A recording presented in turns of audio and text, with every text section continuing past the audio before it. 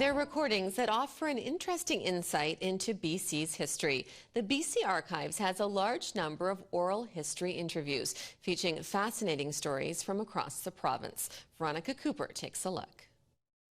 So this is a recording of Jimi Hendrix's grandmother, Norah Hendrix. This grandson of mine, he guitar player. When he was little, any kind of something he'd see with the strings on it that he could think he could get some music out of, he was picking on it, you know.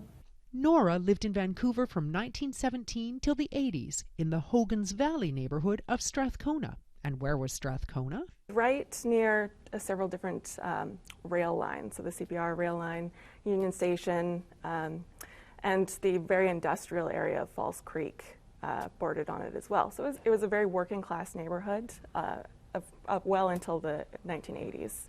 When Expo sort of took over that area. For almost 100 years, it was very working class. It was very, very diverse, large Jewish, Black, Irish, Italian, many different communities lived in that area. And bordering Chinatown as well. Bordering on Chinatown, so a large Chinese population. Well, when I came, like you see the Chinese here, it was all Black people here then.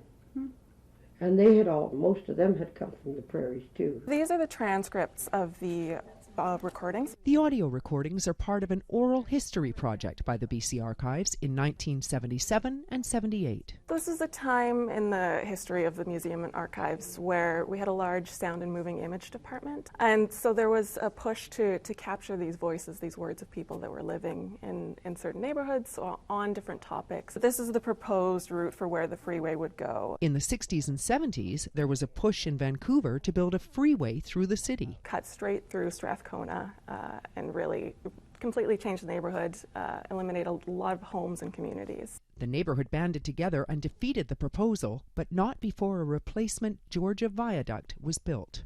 It was completed, and it did wipe out a large section of Strathcona, including Vancouver's only Black neighborhood. There's talk of Hogan's Valley existing as this Black community as early as 1914.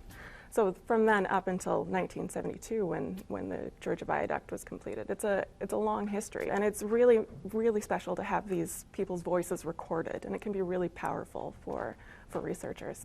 Whiskey was 25 cents a drink, beer was 25 cents a drink. That's in bootlegging. The BC Archives is currently digitizing the oral histories to ensure they are preserved for future researchers. This Week in History, brought to you by the Royal BC Museum, bringing British Columbia's stories together.